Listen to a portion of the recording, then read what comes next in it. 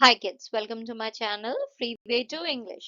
आज का जो वीडियो है उसमें हम क्लास 8 की इंग्लिश की बुक पूर्वी का चैप्टर वर्गीज कुरियन इसके क्वेश्चन एंड आंसर्स करेंगे। तो चलिए वीडियो स्टार्ट करते हैं। फर्स्ट क्वेश्चन में हमें यहाँ पे कुछ स्टेटमेंट्स दिए हैं। हमें बताना है कि ये स्टेटमेंट्स जो है ये ओपिनियन है या फैक्ट। फैक्ट क्या होता है? कोई ऐसा स्टेटमेंट जिसे आप प्रूव कर सकते हो कि वो सच है या झूठ, वो हुआ फैक्ट। ओपिनियन क्या है? ओपिनियन हुआ किसी का कोई बिलीफ, किसी की सोच। जैसे कि मैं कहूँ आज हो सकता है सूरज नहीं निकले, तो ये एक ओपिनियन है, राइट? हो सकता है निकल आए, हो सकता है नहीं निकले। बट अगर मैं ये कहूँ सनराइजेस इन द ईस्ट, तो ये क्या है? ये एक फैक्ट है, क्योंकि इसे हम प्रूव कर सकते हैं।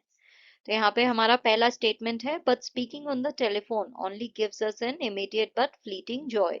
फोन पे बात करने से जो है हमें कुछ क्षण की ही खुशी मिलती है। तो ये क्या है? ये उनकी ओपिनियन है। I started my working life soon after our country became independent। ये फैक्ट है, क्योंकि उन्होंने सच में अपनी लाइफ जो है, अपनी वर्किंग लाइफ इंडिपेंडेंस के बाद स्टार्ट की थी। इसे हम प्रूव कर सकते हैं। To be quite honest, service to our nation's farmers was not the career I had envisioned for myself। ये भी एक फैक्ट है कि उन्होंने जो है ये नहीं सोचा था कि वो जो है देश के किसानों की सेवा करेंगे। तो जो करियर उन्होंने डिसाइड करा था वो ये नहीं था। ये एक फैक्ट है। I knew I could make a more meaningful contribution by working here in Anand, Gujarat। ये उनकी ओपिनियन है कि उन्हें ऐसा लगता है कि वो यहाँ पे काम करके उनको ज्यादा कंट्रीब्यूट कर सकते हैं। Values that I saw in my mentor and supporter here in Anand, त्रिभुवन दास पटेल। ये फैक्ट है, उन्होंने सच में ये वैल्यूज जो हैं अपने मेंटर में देखी थी। Life is a privilege and to waste it would be wrong. ये एक ओपिनियन है कि लाइफ जो है वो एक प्रिविलेज है और इसे वेस्ट करना जो है वो गलत होगा। ये किसी की ओपिनियन है, फैक्ट नहीं है। I hope that you too will discover as I did that failure is not about not succeeding। तो मैं उम्मीद करता हूँ कि तुम भी किसी दिन ये चीज समझोगे कि फेलियर जो है उसका मतलब ये नहीं है कि हमें सक्सेस नहीं मिल रही है, वो फेलियर नहीं है, ये उनकी ओपिनियन है। The magnificent ceremony in which the president awarded me the Padma Vibhushan in 1999। ये फैक्ट है, राइट? क्योंकि ये सेरेमनी सच में हुई थी। इसे आप प्रूव कर सकते हो, जिसमें उन्हें पद्म विभूषण मिला था। नेक्स्ट हमें चैप्टर में से एक एक्सट्रैक्ट दिया है जिसके बेसिस पे हमें क्वेश्चन के आंसर देने हैं। Fill in the blank given below by selecting the correct option। When the writer refers to a fast-paced world, he is speaking of a world where communication happens quickly but lacks depth। वो ऐसी दुनिया की बात कर रहा है जहाँ पे कम्युनिकेशन तो बहुत तुरंत हो जाता है, हम तुरंत एक दूसरे से बात कर लेते हैं, बट उसमें डेप्थ नहीं है, उसमें कोई गहराई नहीं है। हम मीनिंगफुल कनेक्शन नहीं बना रहे हैं, हम बस कम्युनिकेट कर रहे हैं एक दूसरे से तुरंत। नेक्स्ट हमें यहाँ पे assertion एंड रीजन दिया है। assertion हुआ एक स्टेटमेंट और उसके पीछे का रीजन क्या है कि इसकी वजह से ये चीज हुई है, ये हमें यहाँ पे दी है। तो assertion क्या है? Writing letters can be treasured and reread over the years. जो लेटर्स हैं उन्हें हम संभाल के रख सकते हैं और सालों तक बार बार पढ़ सकते हैं। रीजन क्या बताया स्टेटमेंट का? Speaking on the telephone provides long lasting Joy. Telephone पे बात करना जो है वो लॉन्ग लास्टिंग जॉय प्रोवाइड करता है। ये इसका रीजन नहीं हो सकता है, राइट? यहाँ पे हमें बताया जा रहा है कि लेटर्स जो है उन्हें हम ट्रेजर करके सालों तक पढ़ सकते हैं, और वहीं दूसरी तरफ हमें कह रहे हैं कि टेलीफोन पे बात करने से लॉन्ग लास्टिंग जॉय मिल रहा है, जो कि नहीं है। इस चीज का रीजन ये नहीं हो सकता है। अगर इस चीज का रीजन ये है तो आप लेटर क्यों लिख रहे हो? टेलीफोन पे ही बात कर लो। तो इसलिए यहाँ पे करेक्ट आंसर है A is true but R is false. ये जो है ये सही है स्टेटमेंट, बट ये जो इसका रीजन है ये गलत है, ये इसका रीजन नहीं है। तो यहाँ पे करेक्ट है हमारा C, A is true but R is false. The writer feels that letter writing is a class apart from other kinds of writing। ये सच है, राइट? राइटर को ऐसा ही लगता है कि जो लेटर लिखना है वो हर चीज से बिल्कुल अलग है, बहुत ही अच्छी चीज है, क्योंकि आप सालों तक उसे बार बार पढ़ के खुश हो सकते हो। Which of the following is the most appropriate title for the given extract? इस extract के लिए बेस्ट टाइटल क्या होगा? The lasting joy of written words। Again हमें एक एक्सट्रैक्ट दिया है, उसके बेसिस पे हमें क्वेश्चन के आंसर देने हैं। How can we say that the grand mother shared her husband's dedication to a greater cause? हम ये कैसे कह सकते हैं कि जो दादी माँ है वो भी अपने हस्बैंड का जो ये विजन है, जो डेडिकेशन है कि वो दुनिया के भले के लिए कुछ करना चाहते हैं, इस चीज को दादी माँ भी शेयर करती थी, इस आइडिया को। ये हम कैसे कह सकते हैं? तो ये हम इसलिए कह सकते हैं because she gave up her own comforts and supported her husband's choice to live and work in Anand for the farmers. ऐसा हम इसलिए कह सकते हैं क्योंकि उन्होंने खुद जो है सारे आराम को जो है त्याग दिया, और उन्होंने अपने हस्बैंड की जो चॉइस थी कि वो आनंद में रह के किसानों के लिए काम करना चाहते थे, इस चीज को उन्होंने सपोर्ट किया। The fact that the writer praises his wife tells us that he truly values her role in his life. ये जो फैक्ट है कि राइटर जो है अपनी वाइफ की इतनी तारीफ कर रहे हैं, इससे समझ में आता है कि वो सच में उनकी कीमत को पहचानते हैं, वो उन्हें सच में वैल्यू करते हैं कि उनकी लाइफ में उनकी वाइफ का कितना बड़ा योगदान है। Based on the information in the extract, we can infer that the grandmother had all the following traits except। तो यहाँ पे हमें कुछ पर्सनालिटी ट्रेट्स दिए हैं, कुछ खूबियां दी हैं, हमें बताना है ये जो एक्सट्रैक्ट हमने अभी पढ़ा इसके बेसिस पे कौन सी एक खूबी जो है वो दादी माँ में नहीं है। तो कौन सी नहीं है? वो कंफर्टिंग नहीं है, यानी उन्हें कोई लाइफ में आराम नहीं चाहिए, राइट? सारे आराम का तो उन्होंने त्याग कर दिया वहां पे अपने हस्बैंड के साथ आनंद में रहने के लिए। तो वह एनकरेजिंग है, राइट? अपने हस्बैंड को एनकरेज करती हैं कि तुम जो है इन किसानों की मदद के लिए कुछ करो। अंडरस्टैंडिंग भी है, उन्हें समझ में आता है कि इन किसानों को उनके हस्बैंड की जरूरत है। थॉटफुल भी है, उन्हें समझ में आ रहा है कि यहाँ पे रह के उनके हस्बैंड जो है कुछ बहुत अच्छा कर सकते हैं। तो उनके अंदर ये सारी क्वालिटीज हैं, सिर्फ कंफर्टिंग नहीं है। Select the phrase that conveys showed grace under pressure and carried out my duties with dignity and confidence। तो इसके लिए फ्रेज जो हमारे एक्सट्रैक्ट में यूज हुआ है वो है shouldered my responsibilities with poise। जितनी भी जिम्मेदारियां थी उन्हें जो है मैंने पूरे डिग्निटी और कॉन्फिडेंस के साथ निभाया। What event does Dr. Kurian refer to when he mentions receiving the Padma Vibhushan? कौन से इवेंट की वो बात कर रहे हैं? तो वो उस इवेंट की बात करते हैं जब पद्म विभूषण उन्हें मिला था 1999 में, और उनका जो ग्रैंडसन सिद्धार्थ था वो उनके साथ था। उसने मेडल को अपने गले में पहन के उनसे पूछा कि क्या वो इसे रख सकता है। तो उन्होंने उसे जवाब दिया था कि जो सच्चा चैलेंज है वो ये नहीं है कि तुम इसे रख लो, सच्चा चैलेंज ये है कि तुम इस अवार्ड को जो है, इस रिवॉर्ड को जो है अर्न करो, इसे खुद से कमाओ अपने काम से। How did Dr. Kurian's decision to join the cooperative in Anand affect his life? It changed his whole life. Instead of becoming a scientist or working abroad, he dedicated himself to farmers. This decision made him the milkman of India and helped India become self-sufficient in milk. ये जो उन्होंने decision लिया आनंद में रहने का, इससे उनकी पूरी लाइफ बदल गई। वो साइंटिस्ट बन सकते थे, विदेश में काम कर सकते थे, बट उन्होंने जो है अपनी लाइफ को फार्मर्स को डेडिकेट किया। इसकी वजह से जो है उन्हें मिल्कमैन ऑफ इंडिया कहा गया, और इंडिया जो है वो मिल्क के प्रोडक्शन में जो है सेल्फ सफिशिएंट बना। Dr. Kurian's decision to work in Anand reveals his values and sense of duty. Explain. It shows that he valued service over personal gain. He chose to help poor farmers instead of going for a rich or easy career. This shows his honesty, responsibility, and selfless duty towards the nation. Why did Dr. Kurian write the letter to his grandson? वो ये letter क्यों लिखते हैं अपने पोते को? He wrote the letter to share his life experiences, values, and lessons so that his grandson and future generations would learn the importance of service, honesty, and hard work. According to Dr. Kurian, life is a privilege and it is wrong to waste it. What is your opinion on this? I agree. Life is special and we should use it well by doing our best, helping others, and using our talents. If we waste it, we lose the chance to make a difference. What message does Dr. Kurian want to convey about selfless service and its long-term impact on society? His message is that selfless service brings true happiness and respect. When we serve others, especially the poor, it improves society and creates a better future for everyone. तो ये जो वो message दे रहे हैं selfless service का, इससे वो कह रहे हैं कि अगर हम जो है बिना किसी स्वार्थ के लोगों की सेवा करेंगे तो इससे हमें सच्ची खुशी मिलेगी और साथ ही रिस्पेक्ट भी मिलेगा।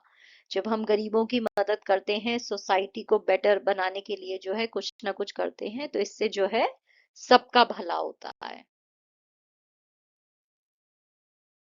Replace the underlined words in each sentence with the correct synonym from the box. You may refer to a dictionary. यहाँ पे बॉक्स में जो है हमें कुछ synonyms दिए हैं इन वर्ड्स के। synonyms मतलब सेम मीनिंग वाले वर्ड। तो magnificent का क्या होगा? splendid, शानदार, राइट? तो magnificent का synonym हुआ splendid. fleeting का होगा momentary, कोई चीज जो बस क्षणिक हो, कुछ पल के लिए ही हो। instant का होगा swift, तुरंत। कोर का होगा एसेंशियल, जरूरी, वैल्यूज। वैल्यूएबल का होगा यूजफुल। अबाइडिंग का है लाइफ लॉन्ग। तो ये सब हैं इन अंडरलाइन वर्ड्स के सिनोनिम्स। नेक्स्ट हमें कॉलम 1 में कुछ एक्सप्रेशंस दिए हैं और उसके मीनिंग है कॉलम 2 में जो हमें मैच करने हैं। पहला है इन ऑल ह्यूमिलिटी, यानी विनम्रता पूर्वक। बिल्कुल हम्बल होना और खुद को जो है ज्यादा इंपॉर्टेंस नहीं देना, सबका अच्छा सोचना, विनम्रता पूर्वक। होल्ड देयर हेड्स हाई का मतलब होता है be confident and have a positive feeling. अपने सर को जो है ऊंचा रखना है, कॉन्फिडेंस रखना है अपने ऊपर और पॉजिटिव रहना है। टू बी क्वाइट ऑनेस्ट का मतलब हुआ सच्चा सच्चा बोलना, सच बोलना। To the best of your ability का मतलब हुआ कोई चीज जो है वो आप अपनी एबिलिटी के अनुरूप करो, जितनी आपकी एबिलिटी है उस हिसाब से बिल्कुल बेस्ट करना है। जितना भी टैलेंट है, जितना भी स्किल है, जितनी भी नॉलेज है आपके पास, उस हिसाब से बेस्ट करना है।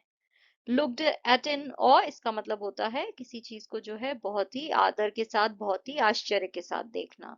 Observe with great respect and wonder. Somewhere deep down का मतलब हुआ बिल्कुल दिल से, बिल्कुल आपके दिल को अंदर से जो है कोई चीज छूती हुई हो। नेक्स्ट हमें यहाँ पे देखिए कुछ वर्ड्स दिए हैं। यहाँ पे पहला है कम्युनिटी। नाउ कम्युनिटी में जितने भी लेटर्स हैं, इनमें से ही कुछ लेटर्स को यूज करके आपको नए वर्ड्स बनाने हैं। तो यहाँ पे सिटी है, CITY। टॉय है, TOY। Tune, unity, mutiny, cot, ये सारे कम्युनिटी से नए वर्ड्स बनाए हैं। ऐसे ही आपको बाकी के वर्ड से बनाने हैं। तो यहाँ पे देखिए इंपॉर्टेंट से है port, part, rant, train, tap, and, point. Magnificent से है fan, gift, magnet, cent, nice, face, man. satisfied से sad, tide, fade, side, fast, seed, safe। generation से rate, tear, tone, tiger, rain, near, region। And ऐसे ही achievement से। ना इसके अलावा भी अगर आपको कोई और वर्ड समझ में आए तो वो भी आप यहाँ पे ऐड कर सकते हो। नेक्स्ट देखिए हमारा है वर्ड गेम अंताक्षरी। ना अंताक्षरी हम सब ने खेला है, राइट? क्या करना होता है अंताक्षरी में? एक गाना कोई गाएगा, वो गाना जिस लेटर पे एंड होगा उससे आपको दूसरा गाना स्टार्ट करना है। तो ऐसे ही यहाँ पे आपको कुछ क्लूज दिए हैं। इन क्लूज से जो है आपको वर्ड्स लिखने हैं एंड वर्ड्स जो है इस ऑर्डर में होने चाहिए कि जिस लेटर पे पहला वर्ड एंड हो रहा है उससे दूसरा वर्ड स्टार्ट होना चाहिए।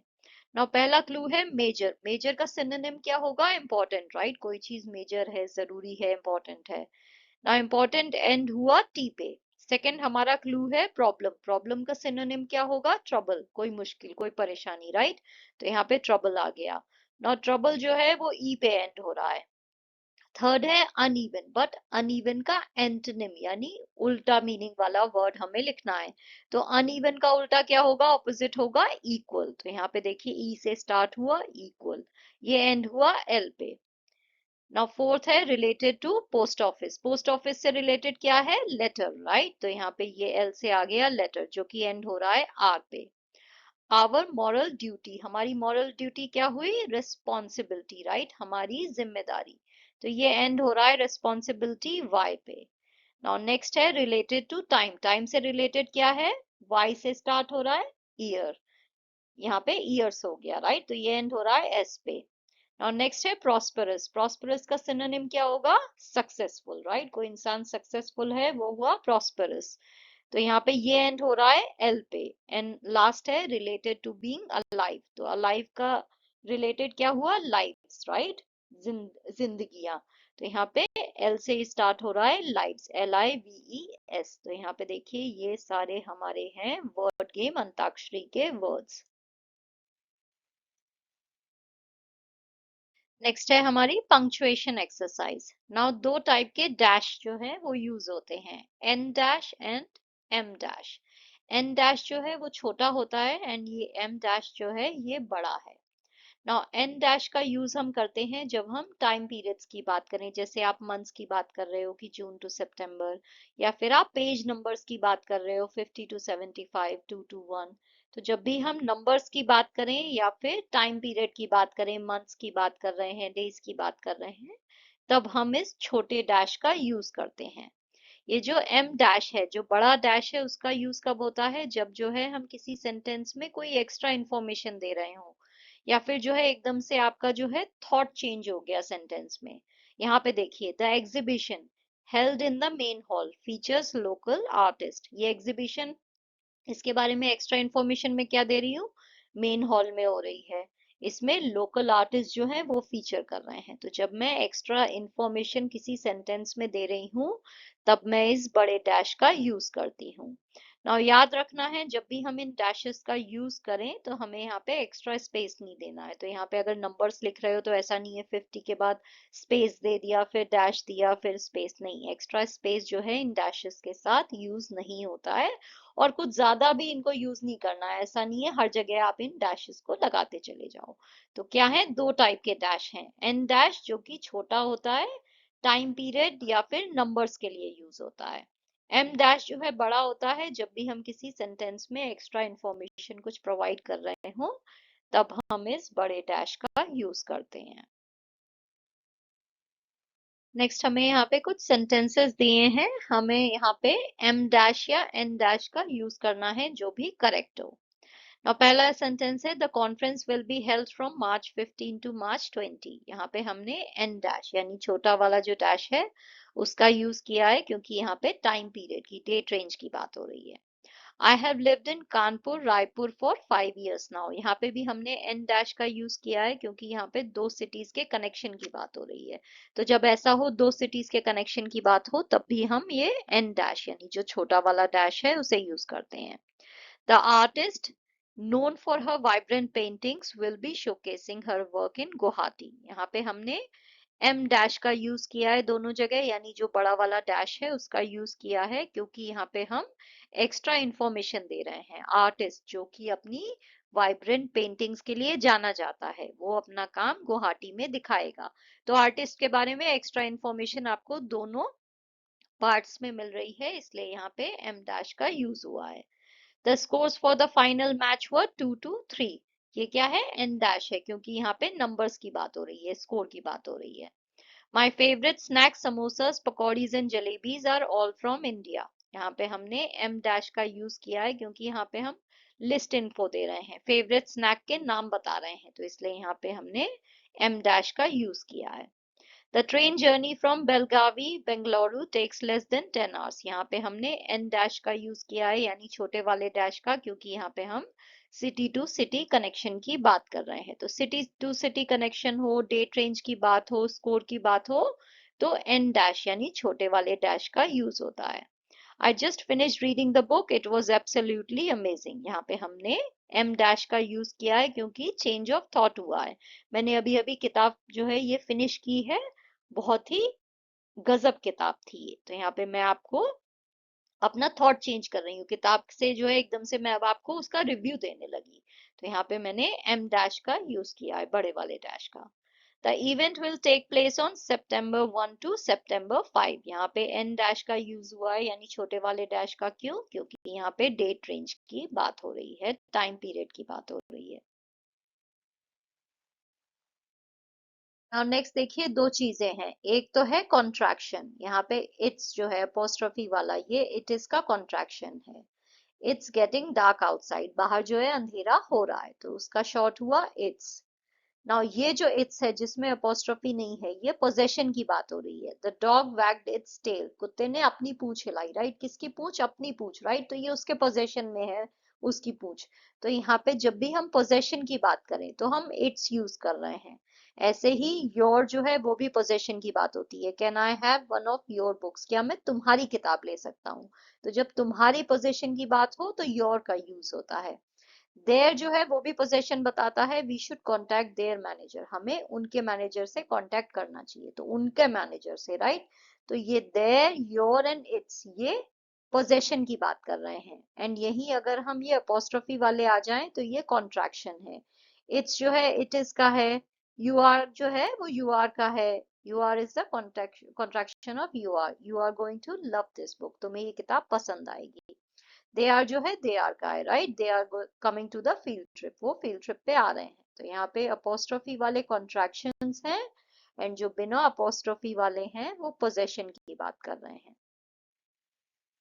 नेक्स्ट हमें यहाँ पे करेक्ट वर्ड से फिल करना है। Please remember to bring your assignment book, right. तुम्हारे जो पोजेशन में असाइनमेंट बुक है वो तुम्हें याद से लानी है।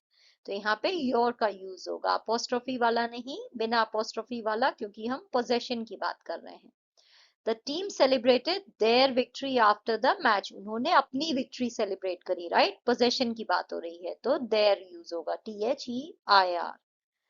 It's important to stay hydrated during the hot summer days, यहाँ पे इट इज है, राइट। तो इसलिए कॉन्ट्रैक्शन हमने यूज किया है कि समर के दिन में जरूरी है कि हम हाइड्रेटेड रहें, पानी पीते रहें। तो यहाँ पे इट्स है, इट इज।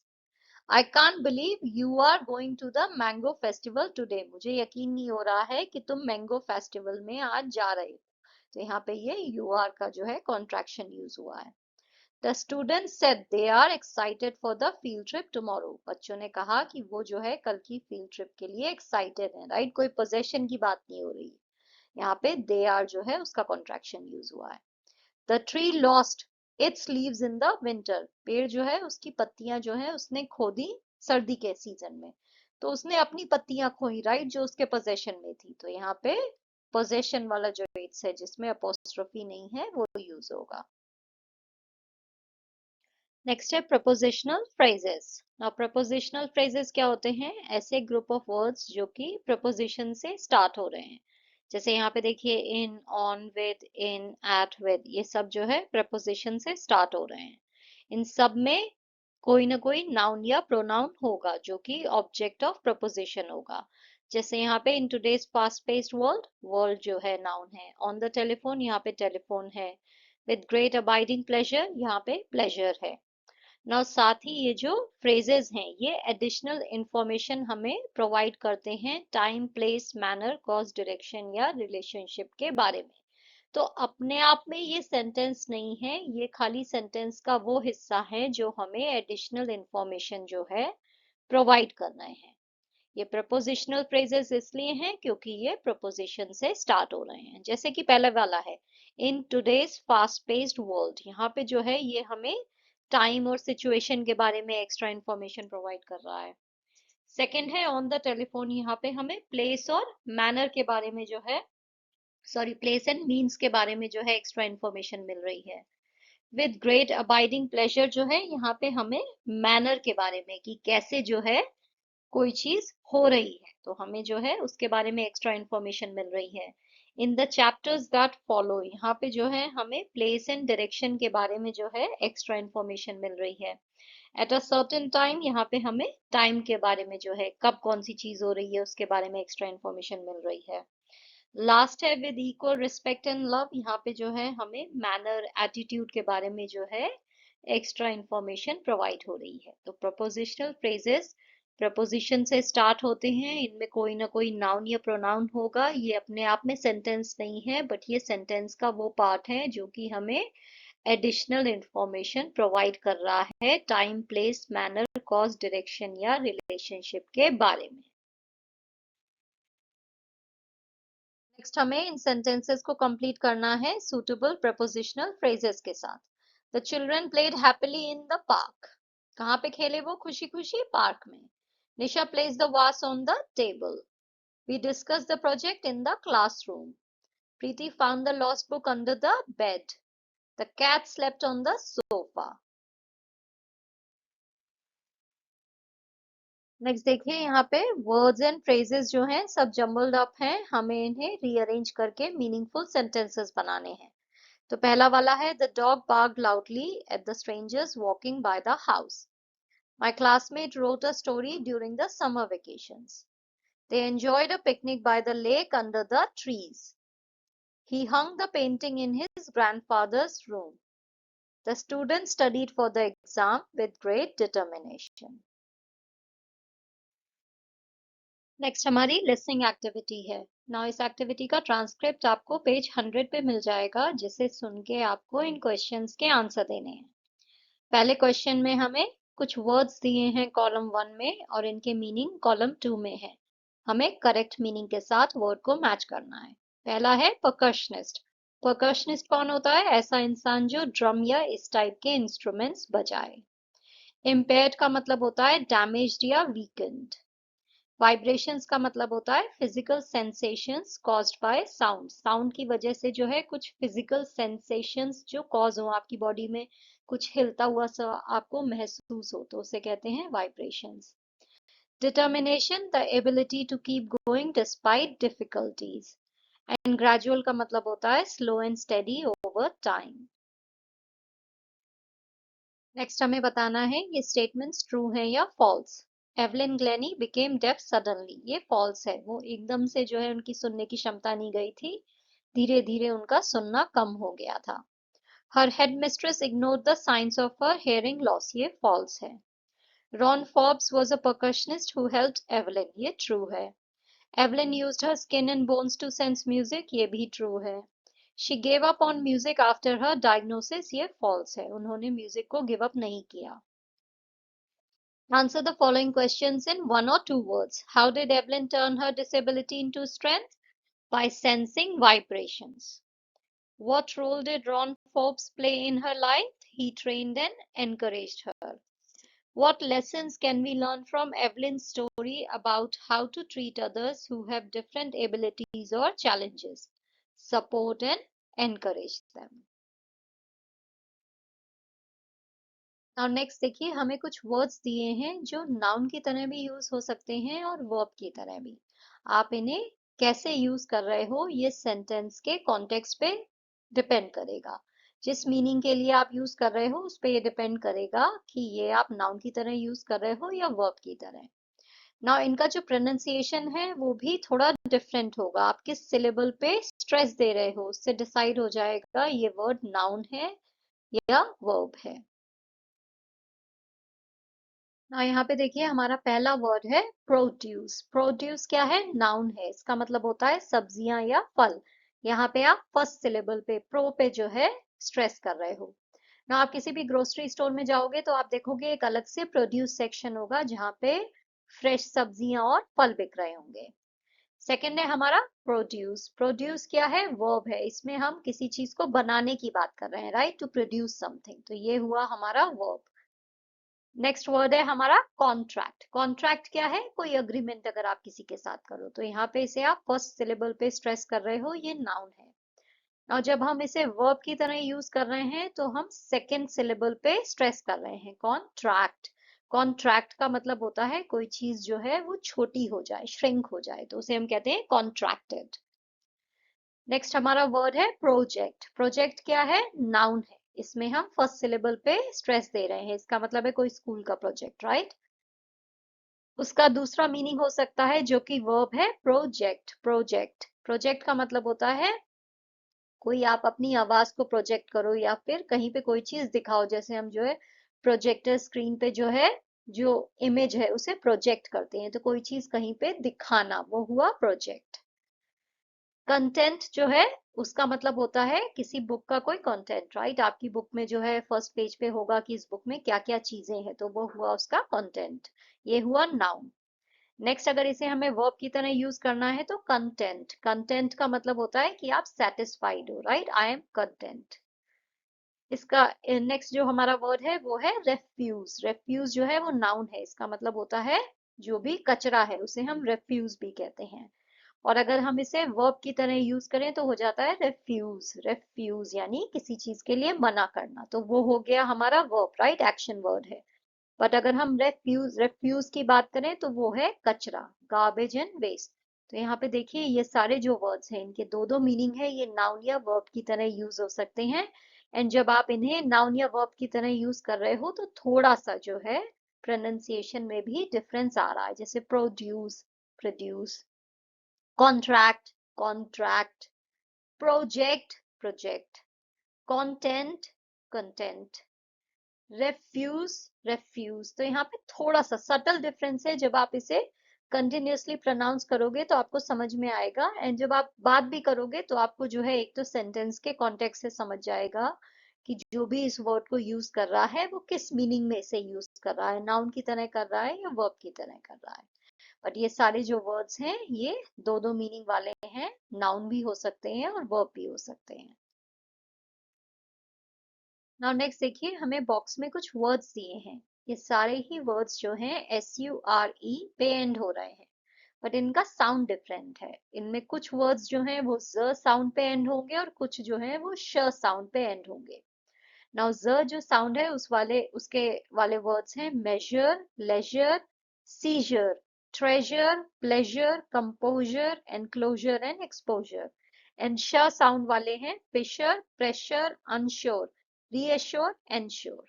नाउ अनश्योर को देखो, अगर मैं इसे ज साउंड के साथ करूं, अनज्योर, ये सही साउंड नहीं कर रहा है, राइट। अनश्योर जो है सही साउंड कर रहा है।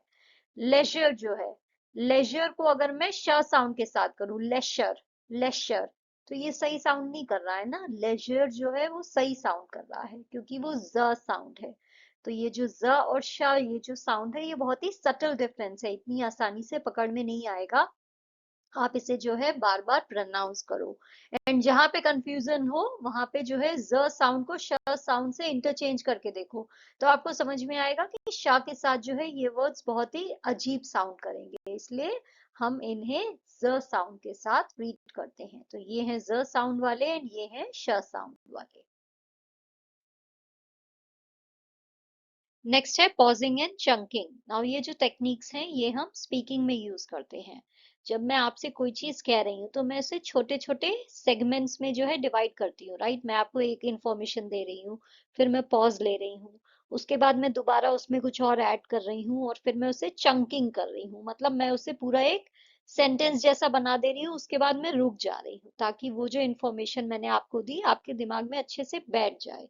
तो जब भी हम स्पीकिंग करते हैं, जब भी हम बोलते हैं, तो हम ये टेक्निक्स का यूज करते हैं। कहीं पे आप एक छोटा सा अर्ध विराम लोगे, छोटा सा पॉज लोगे, फिर कहीं पे आप ज्यादा रुकोगे ताकि जो इंफॉर्मेशन दी है वो समझ में आ जाए। तो ये क्या हो गया, ये हो गया pausing and chunking.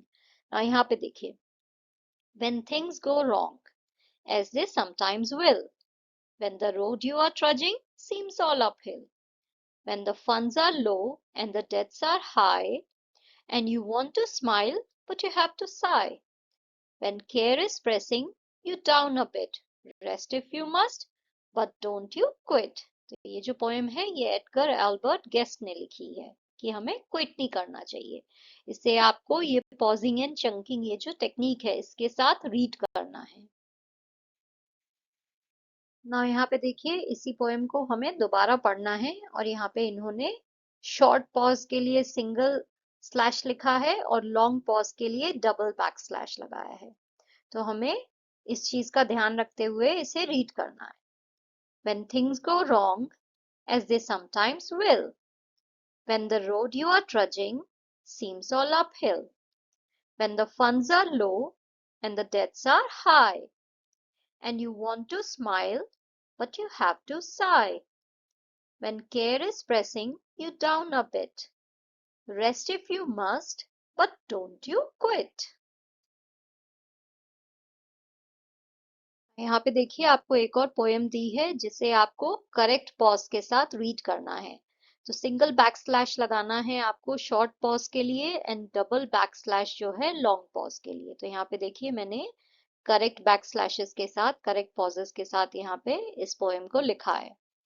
Life is queer with its twists and turns, as every one of us sometimes learns, and many a fellow turns about when he might have won had he stuck it out. Don't give up, though the pace seems slow, you may succeed with another blow. Often the goal is nearer than it seems to a faint and faltering man. Next आपको एक letter लिखना है आपके grand parents को, जिसमें आपको उन्हें thank you कहना है उन सारे वैल्यूएबल लेसन्स के लिए जो उन्होंने आपको लाइफ में सिखाए हैं, जो भी उन्होंने आपको ज्ञान दिया है, जो भी अच्छी बातें सिखाई हैं, उसके लिए आपको उन्हें उस लेटर में थैंक यू बोलना है। यहाँ पे देखिए इनफॉर्मल लेटर के फॉर्मेट में मैंने लेटर लिखा है। यहाँ पे आपका एड्रेस, सिटी और डेट आ जाएगा। Dear grandma and grandpa, I hope you are both doing well. I am writing this letter to thank you for all the valuable lessons you have taught me. Through your stories and experiences, I have learned the importance of honesty, kindness, and helping others. I have often seen you supporting our neighbors and guiding people in the community. This inspires me to do my best to help others whenever I can. Your wisdom has shaped my values and taught me to live with respect, hard work, and humility. I promise to carry forward these lessons in my own life and make you proud. With love and respect, your loving grandchild. यहाँ पे आपका नाम आ जाएगा। Let us explore. The White Revolution led to an increase in milk production in India, primarily due to the efforts of Dr. Verghese Kurian. Therefore, he is known as the milkman of India. तो जो white revolution है उससे जो है हमारे देश में जो मिल्क प्रोडक्शन है उसे बहुत ज्यादा बढ़ाया गया, और इसमें मेन सबसे बड़ा योगदान किसका था? डॉक्टर वर्गीस कुरियन का। एंड इस वजह से उन्हें इंडिया का मिल्कमैन कहा जाता है। The Green Revolution in India introduced high-yielding varieties of wheat and rice. जो ग्रीन रेवोल्यूशन इंडिया में हुआ उसकी वजह से जो है हमारे देश में बहुत अच्छी क्वालिटी का गेहूं और चावल हुआ। It was initiated by doctor M S Swaminathan. किसने जो है इस रेवोल्यूशन को स्टार्ट किया? डॉक्टर एम एस स्वामीनाथन ने। He was awarded the Padma Shri in 1967, Padma Bhushan in 1972, Padma Vibhushan in 1989, and Bharat Ratna in 2024. The Blue Revolution focused on increasing fisheries production and productivity in India. Blue Revolution क्या था? उसमें जो है हमारे देश में जो मछली पैदा करने का जो उद्योग है, मछलियों का जो उत्पादन है, जो प्रोडक्शन है, उसे इंक्रीज किया गया। और ये इनिशिएटिव जो है किसने स्टार्ट किया? डॉक्टर हीरालाल चौधरी ने। In groups of 4, research more information about these revolutions. Share your findings with your classmates and teacher. आपको 4 लोगों का ग्रुप बनाना है और ये जो तीनों रेवोल्यूशन है, white revolution, green revolution and blue revolution, इसके बारे में और इंफॉर्मेशन इकट्ठा करनी है और अपने क्लासमेट्स एंड टीचर के साथ शेयर करनी है। तो यहाँ पे देखिए मैंने व्हाइट रेवोल्यूशन, जिसे ऑपरेशन फ्लड भी कहते हैं, उसके बारे में इंफॉर्मेशन जो है इंटरनेट से निकाल के पेस्ट की है।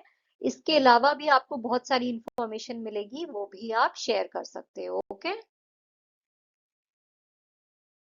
ये है ग्रीन रेवोल्यूशन, जिसे हम फूड ग्रेन्स रेवोल्यूशन भी कहते हैं, उसके बारे में इंफॉर्मेशन। लास्ट पेज पे है ब्लू रेवोल्यूशन, यानी फिशरीज रेवोल्यूशन जो है उसके बारे में इंफॉर्मेशन। नेक्स्ट यहाँ पे वोकेशनल ट्रेनिंग की बात हुई है, तो हमारे देश में जो है वोकेशनल ट्रेनिंग जो है वो गांव के लोगों को प्रोवाइड की जाती है जन शिक्षण संस्थान के द्वारा, जो कि ministry of skill development and entrepreneurship के अंडर में आता है। ना ये जो वोकेशनल ट्रेनिंग है ये क्या है? हाथ का काम सिखाना, जैसे टेलरिंग है, हैंडीक्राफ्ट्स है, कारपेंट्री है, ब्यूटी सर्विसेज है, कंप्यूटर ट्रेनिंग है। ये सारी चीजें जो है गांव के लोगों को सिखाई जाती हैं ताकि वो जो है पैसे कमा के कुछ ना कुछ करके जो है पैसे कमा सके, अपना घर बार चला सके। और नेक्स्ट देखिए हमें एक पैसेज दिया है फाइनेंशियल लिटरेसी के ऊपर। इसको जो है हमें रीड करना है, इसके बेसिस पे कुछ क्वेश्चंस के आंसर देने हैं। ना ये जो पैसेज है इसमें बेसिकली हमें ये बताया गया है कि हमें बच्चों को बचपन से ही फाइनेंशियल लिटरेसी सिखानी चाहिए। फाइनेंशियल लिटरेसी क्या हुई?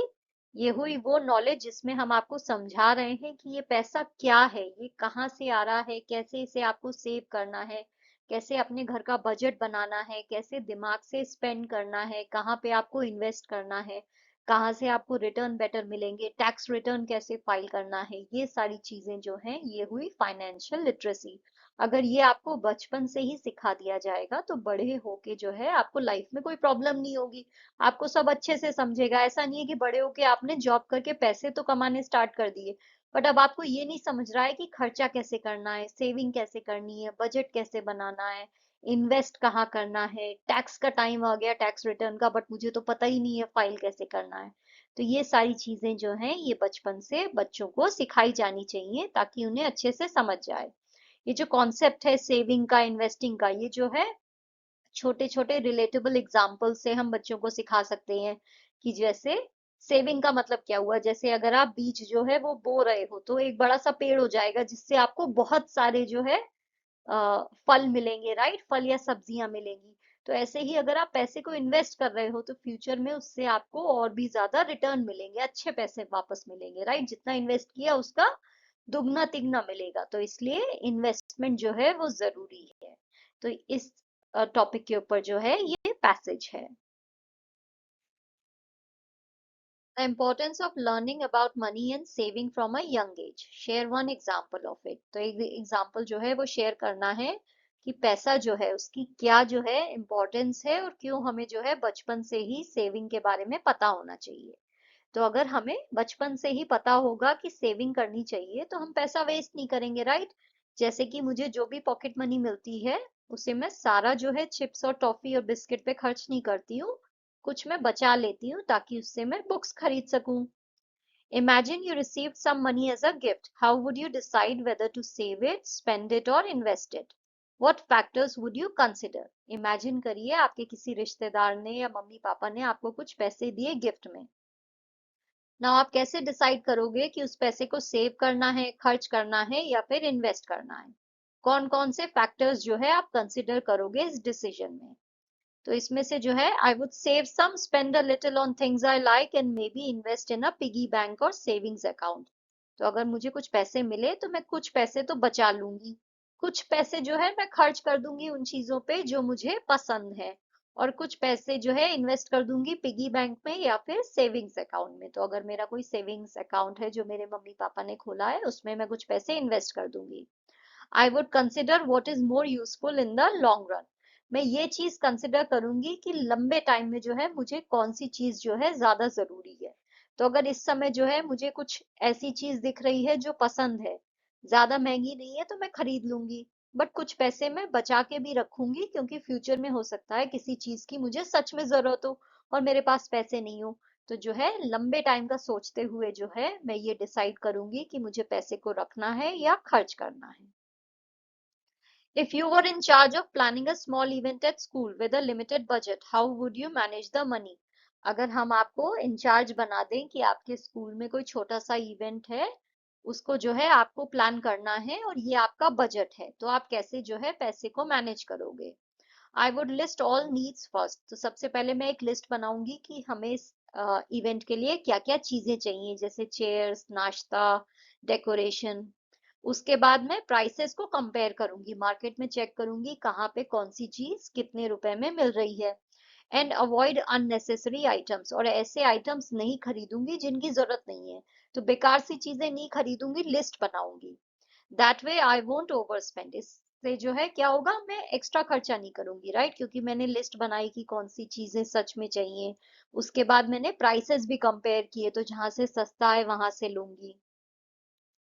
Y is financial literacy important for everyone? क्यों जरूरी है कि सबको जो है आर्थिक ज्ञान हो?